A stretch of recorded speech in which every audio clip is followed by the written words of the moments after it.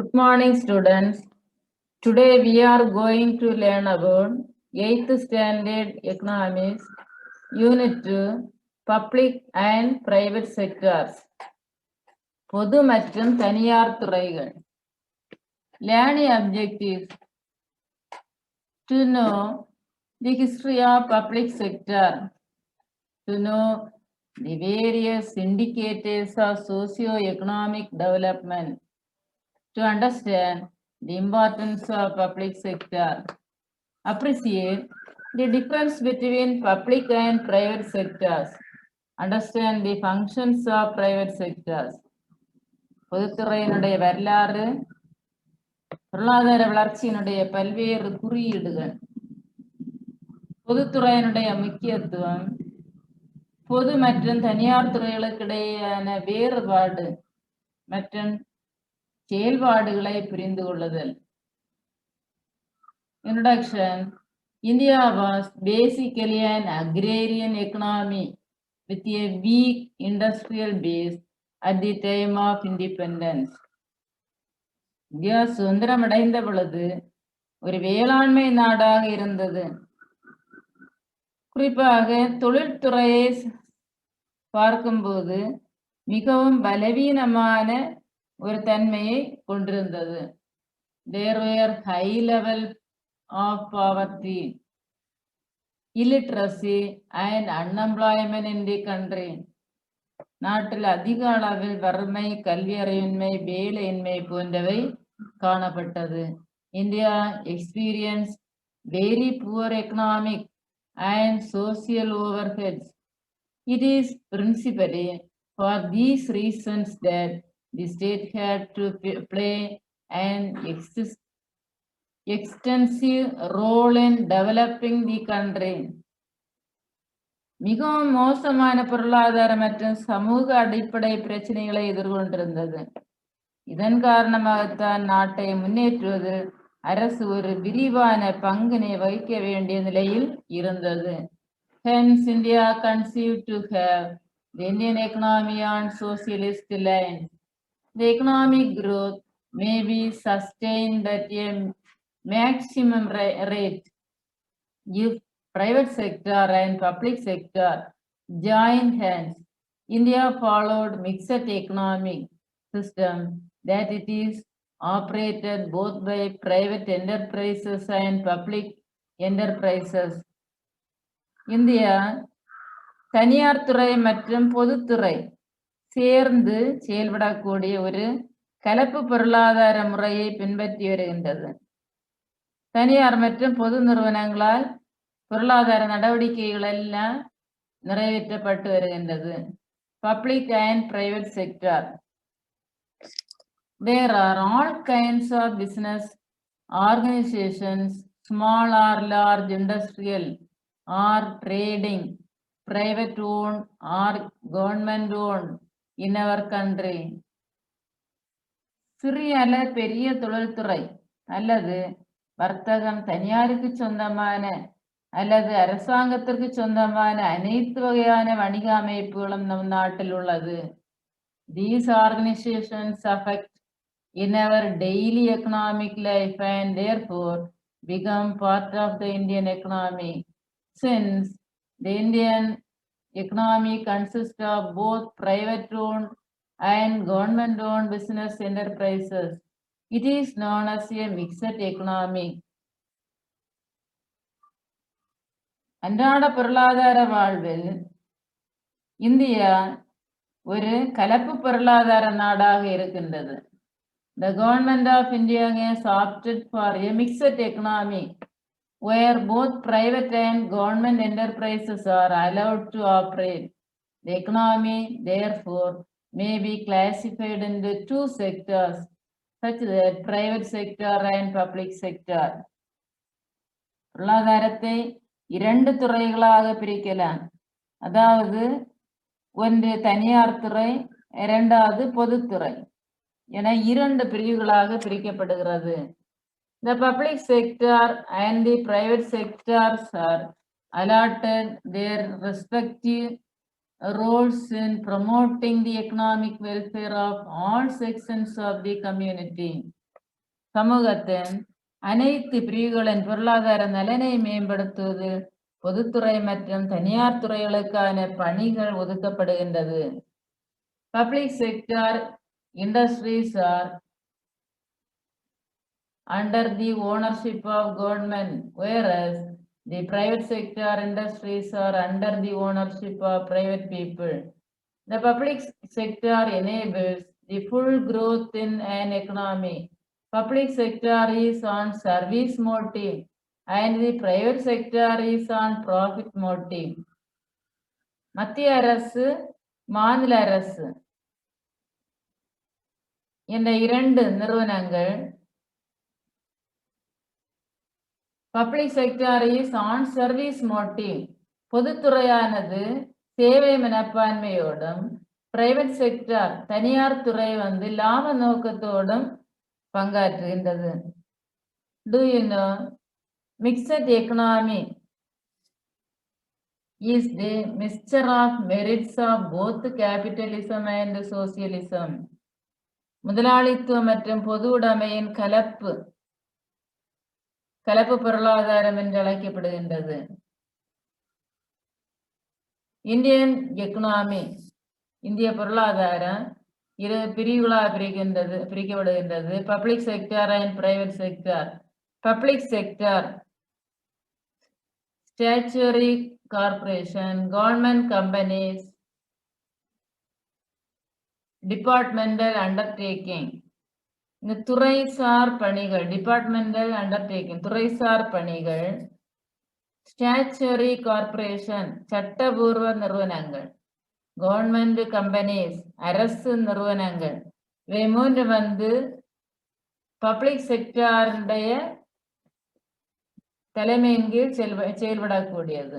Private sector sole proprietorship, partnership, joint Hindu family, cooperative company, multinational corporations.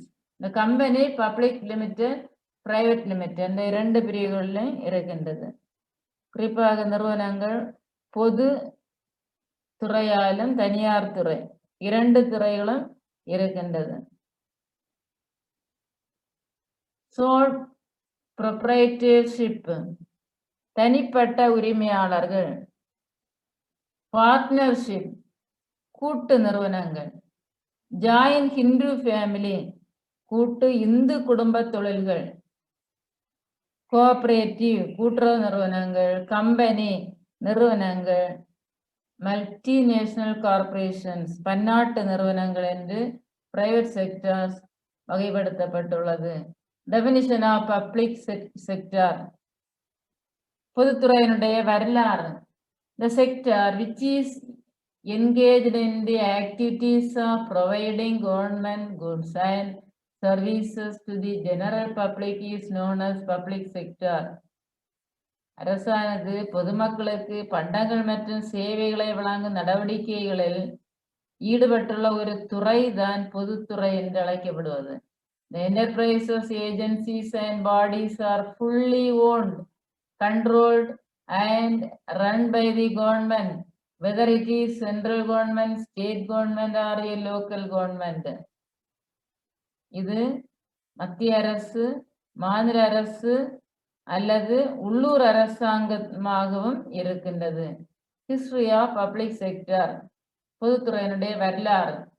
When India achieved independence in 1947, it was primarily an agricultural country with a weak industrial base.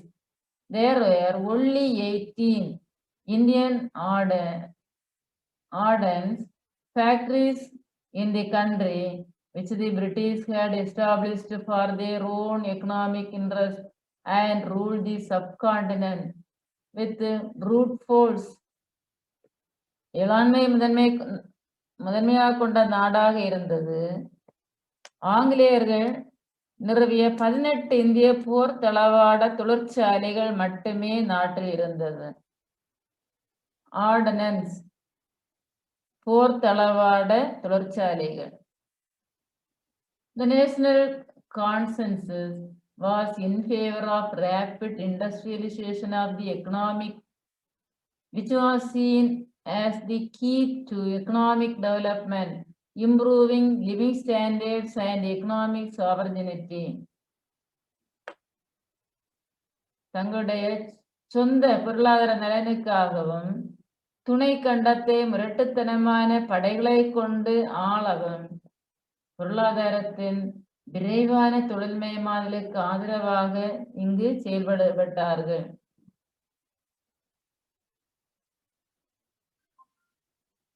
Building upon the Bombay Plan 1940, which noted the requirement of government intervention and regulation, the first industrial policy resolution announced in 1948 laid down broad contours of the strategy of industrial development.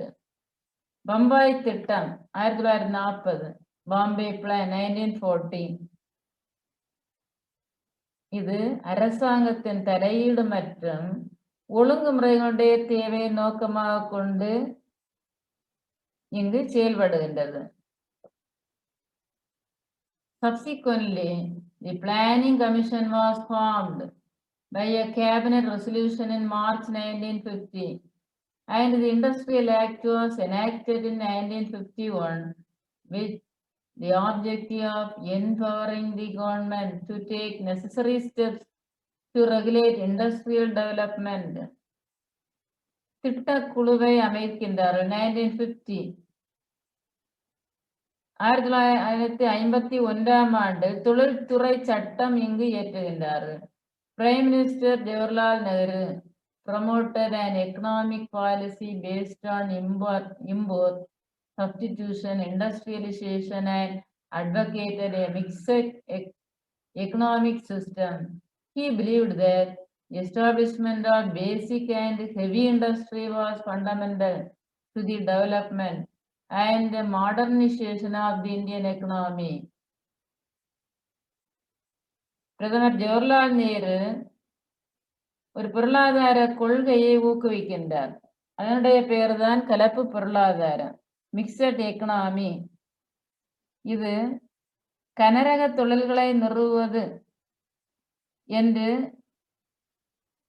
நவீனமயமாக்கலோடு கூடிய கனரக தொழிலை நிறுவுவது என்ற நோக்கத்தின் அடிப்படையில் தான் இதை கொண்டு வருகின்றார். இதன் அடிப்படையாக கொண்டு வரப்பட்டதுதான் இயர் பிளான், 5-year பிளான், 5 ஆண்டு திட்டம். 1956 to 60, second 5-year plan. First 5-year plan 1951 to 1955.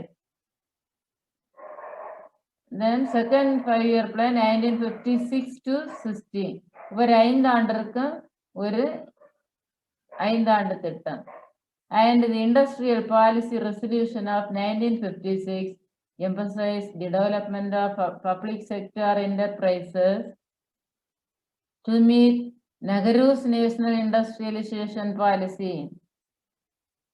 பொதுத்துறை நிறுவனங்களுடைய வளர்ச்சியை இது வலியுறுத்தியது. இந்தியாவின் பொதுத்துறை நிறுவனங்களுடைய தந்தை. His vision was carried forward by Dr. Krishnamurthy, known as the father of public sector undertakings in India. இந்தியாவின் பொதுத்துறை நிறுவனங்களின் தந்தை என்று அழைக்கப்படும் டாக்டர் வி கிருஷ்ணமூர்த்தி, இவர்தான் இதனை முன்னெடுத்து செல்கின்றார். Indian statistician Professor P.C. Mahalanobis was instrumental to its formulation, which was subsequently termed the Friedman Mahalanobis model. Mahalanobis அவர் இந்திய புள்ளி விவர நிபுணராக செயல்பட்டவர். மகலானோபிஸ் அதனுடைய 5 ஆண்டு திட்டத்தினுடைய மாதிரியை கொண்டு வருகின்றார். அவர் இந்திய புள்ளியியல் விவர நிபுணராக இருந்தார். 5 ஆண்டு திட்டம் உருவாக்கவும் இவர் காரணமாக இருந்தார். அதனால்தான் மகலானோவிஸ் மாடல் என்று இத்திட்டமானது அழைக்கப்படுகின்றது. The 1991 industrial policy was radically different from all the earlier policies where the government was deliberating disinvestment of public sector and allowing greater freedom to the private sector. At the same time, foreign direct investment was invited from business houses outside India. 1991ஆம் ஆண்டு தொழில்துறை கொள்கையின் முந்தைய அனைத்து கொள்கைகளிலிருந்தும் தீவிரமாக இது வேறுபட்டது. குறிப்பாக இந்தியாவுக்கு வெளியே உள்ள வணிக நிறுவனங்களிலிருந்து அந்நிய நேரடி முதலீட்டிற்கு அழைப்பு விடுத்தார்கள்.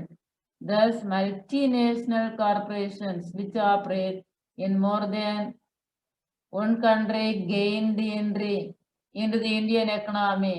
Thus, we have public sector units, private sector enterprises and multinational corporations coexisting in the Indian economy.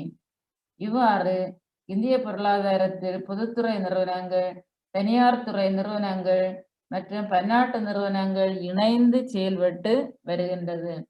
The objectives of public sector, பொதுத்துறையினுடைய நோக்கங்கள்: to promote rapid economic development through creation and expansion of infrastructure, உள்கட்டமைப்பை உருவாக்குதல் மற்றும் விரிவாக்கம் செய்வதன் மூலம் விரைவான பொருளாதார வளர்ச்சியை மேம்படுத்துதல். To generate financial resource for development, வளர்ச்சிக்கான நிதி ஆதாரங்களை உருவாக்குதல். To promote redistribution of income and wealth, வருமான மற்றும் செல்வங்களை மறுபகிர்வு செய்வதை ஊக்குவித்தல். To create employment opportunities, வேலை வாய்ப்புகளை உருவாக்குதல். To promote balanced regional growth, சமச்சீர் வட்டார வளர்ச்சியை ஊக்குவித்தல். To encourage the development of small scale and ancillary industries, சிறிய அளவிலான மற்றும் துணை தொழில்களுடைய வளர்ச்சியை ஊக்குவித்தல்.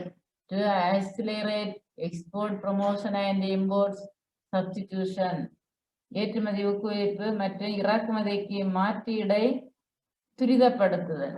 Public sector organizations, பொதுத்துறை நிறுவனங்கள். There are two types of public sector organizations such that either the government fully finances them through the revenues derived by collection taxes, duties, fees, etc. of the government holds more than 51% of the total share capital of the company, which comes under various ministries. The enterprises are established with the service motive. இரண்டு வகையான பொதுத்துறை நிறுவனங்கள் உள்ளது. குறிப்பாக அரசாங்கத்தால் வசூல் வரி, கடமைகள், கட்டணங்கள் போன்றவற்றால் திரட்டும் வருவாயின் மூலம் அரசாங்கம் அவர்களுக்கு முழுமையான நிதியை கொடுத்து உதவுகின்றது. குறிப்பாக 51 விழுக்காடு மூலதனத்தின் அதிகமாக இது செலவிடுகின்றது. பல்வேறு அமைச்சகங்களின் கீழ் செயல்பட்டு வரும் கூடிய நிறுவனங்கள் இவை சேவை நோக்கத்தோடு செயல்பட்டு வருகின்றது. It is the largest sector which works for the upliftment of the people by providing the following services to the people: postal service, railway services, providing security, education and health facilities at low cost, and generation of employment opportunities, etc. குறிப்பாக பொதுத்துறை நிறுவனங்களாக அஞ்சல் சேவைகள், railway சேவைகள், பாதுகாப்பு, கல்வி, சுகாதார வசதிகள் மற்றும் வேலை வாய்ப்புகளை உருவாக்குதல் போன்றவை எல்லாம் பொதுத்துறை நிறுவனங்களுடைய கட்டுப்பாட்டின் கீழ் இருக்கின்றது. ஆர்கன்ஸ் ஆஃப் பப்ளிக் செக்டர், பொதுத்துறையினுடைய உறுப்புகள். Number 1, administration by a government department, அரசு துறைகளால் நிர்வாகம் செய்யப்படும் நிறுவனங்கள். It is very common almost in all countries Example, post and telegraph, railways, port trust, irrigation, projects on India, etc. Second one, the joint sector companies, Kooduthurai நிறுவனங்கள். It is governed by the company law and controlled by the government as principal major shareholders. Example, Indian Oil Petronas Private Limited, Indian Oil Sky Tanking Limited, Ratnagiri Gas and Power Private Limited, Indian Synthetic Rubber Limited. Kooduthurai நிறுவனங்கள் என்று பார்க்கும்போது ஒரு பிரதான பங்குதாரராக இருந்து கட்டுப்படுத்துவது அரசாங்கம். For example, Indian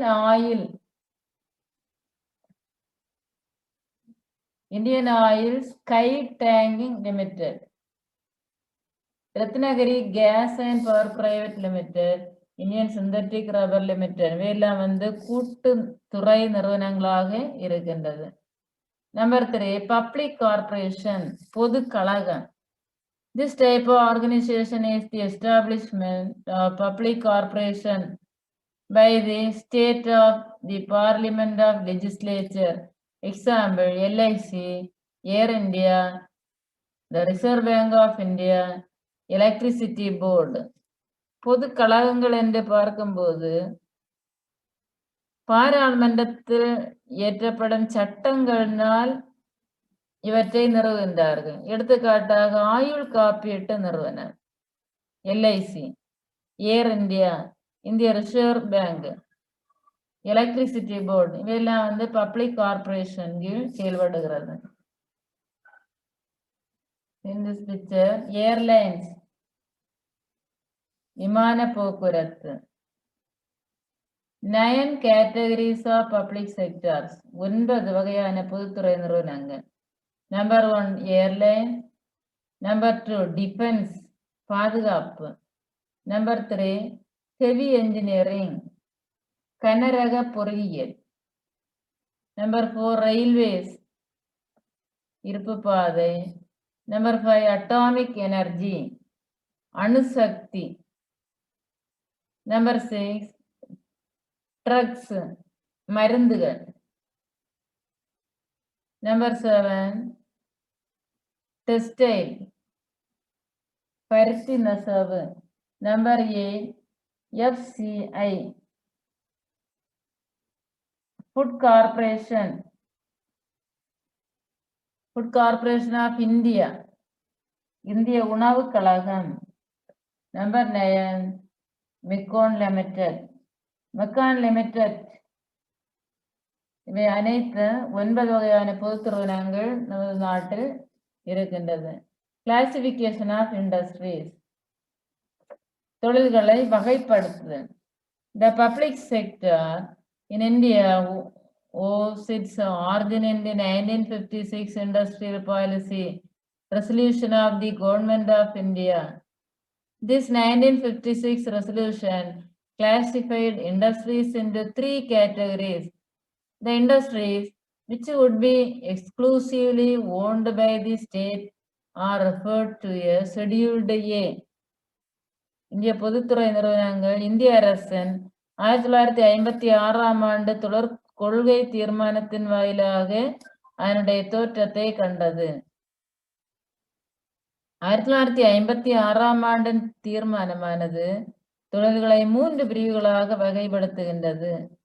ஒன்று அரசுக்கே உரிய சொந்தமான தொழில்கள். அட்டவணை ஏல ஷெட்யூல்டு ஏ என குறிப்பிடப்படுகிறது. அரசுக்கு உரிய சொந்தமான தொழிலகங்களை ஷெட்யூல்டு ஏயில் குறிப்பிடுகின்றார்கள். The industries in which the private sector could supplement the efforts of the state sector, with the state taking the sole responsibility for starting new units which are specific in Scheduled A. Scheduled B. அட்டவணை B ஆனது தனியார் துறை தொழில்கள். இதற்கு மாநிலம்தான் பொறுப்பு வகிக்கின்றது. இவை தனியார் துறை தொழில்கள் எல்லாம் ஷெட்யூல்டு B என்று குறிப்பிடுகின்றார்கள். The remaining industries which were in the private sector are mentioned in scheduled C. மீதமுள்ள தொழில்கள் தனியார் துறையில் அட்டவணை சி என குறிப்பிடப்படுகின்றது. Public sector is divided into the following 9 categories. 9 வகையான தொழில்கள். Public sector enterprises must supply essential infrastructure for economic development, which are known as primary public utilities, which include the following: airlines, shipping, railways, power generation, telecommunication, etc. Public sector enterprises also to have control of the commanding heights of the economy. Example: defense, banks, coal mines, oil, steel, etc. கட்டளை பொருளாதாரத்தின் அதிகாரங்களை தனது கட்டுப்பாட்டில் வைத்திருக்க வேண்டும் பொதுத்துறை நிறுவனங்கள். எடுத்துக்காட்டாக டிஃபென்ஸ் பாதுகாப்பு, பேங்க்ஸ் வங்கிகள், கோல் மைன்ஸ் நிலக்கரி சுரங்கங்கள், ஆயில், ஸ்டீல் எக்ஸெட்ரா எண்ணெய், எஃகு போன்றவை இவற்றில் அடங்கும். இரண்டாம் துறை. They are to play an entrepreneurial role, which is in other words called capital intensive industries. Example: iron ore, petrochemicals, fertilizer, mining, shipbuilding, heavy engineering, etc. மூன்றாவதாக பொதுத்துறை ஒரு தொழில் முனைவோர் பங்கினை வகிக்க வேண்டும். அதாவது மூலதன தீவிர தொழில்கள் என்றும் இதனை அழைக்கலாம். எடுத்துக்காட்டாக அயன் ஓர் இரும்பு தாது, பெட்ரோகெமிக்கல்ஸ் வேதிப்பொருள், ஃபெர்டிலைசர் உரம், மைனிங் சுரங்கம், ஷிப் பில்டிங் கப்பல் கட்டுமானம், ஹெவி என்ஜினியரிங் கனரக பொறியியல் இவை அடங்கும். Number 4, public sector enterprises under government monopoly, which includes telecommunication equipment, defense production, railways, rolling stock, etc. தொலைத்தொடர்பு உபகரணங்கள், telecommunication equipment தொலைத்தொடர்பு உபகரணங்கள், டிஃபென்ஸ் ப்ரொடக்ஷன் பாதுகாப்பு உற்பத்தி, ரயில்வே, ரோலிங் ஸ்டாக் இவை நான்காவது துறையின் கீழ் இருக்கின்றது. ஐந்தாவது துறையாக public sector enterprises which are exclusively meant for high technology industries. Example: atomic energy உயர் தொழில்நுட்ப தொழில்கள், குறிப்பாக அணுசக்தி. இது பொதுத்துறை நிறுவனம். Number 6, consumer oriented public sector undertaking. Example: drug, paper, hotels, etcetera. நுகர்வோர் சார்ந்த பொதுத்துறை நிறுவனங்கள். எடுத்துக்காட்டு: ட்ரக்ஸ் மருந்துகள், drugs, paper, hotels, etc. So, public sector enterprises which is set up in order to take over the sick private units. Example: textile, engineering, etc. நலிவடைந்த தனியார் நிறுவனங்களை கையகப்படுத்துவதற்கு அமைக்கப்பட்ட பொதுத்துறை நிறுவனங்கள். எடுத்துக்காட்டு: ஜவுளி, பொறியியல் போன்றவை. 8, public sector enterprises which are set up as trade corporation. Example: FCI, CCI, etc. வர்த்தக கழகமாக அமைக்கப்பட்டுள்ள பொதுத்துறை நிறுவனங்கள். எடுத்துக்காட்டு: FCI ஃபுட் கார்பரேஷன், இந்திய உணவு கழகம், CCI போன்றவை இதில் அடங்கும். 9, public sector enterprises which serves as a consultancy and engineering service, etc. Example: மிகோன் ஆலோசனை மற்றும் பொறியியல் சேவை வழங்கும் பொதுத்துறை நிறுவனங்கள். NITI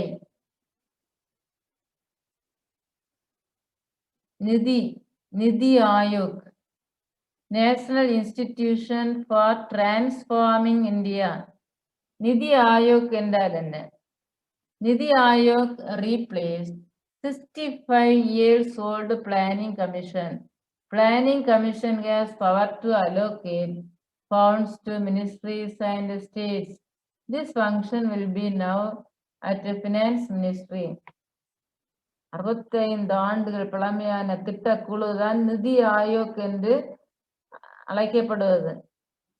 குறிப்பாக அமைச்சர்களுக்கும் மாநிலங்களுக்கும் நிதி ஒதுக்க திட்டக்குழுவிற்கு இது அதிகாரம் உண்டு. ஆனால் இந்த அதிகாரம் தற்போது நிதி அமைச்சகத்தின் கீழ் உள்ளது. நிதி Aayog was formed on January 1st, 2015. ஜனவரி 1ஆம் தேதியிலிருந்து நிதி ஆயோக் செயல்பட துவங்கியுள்ளது.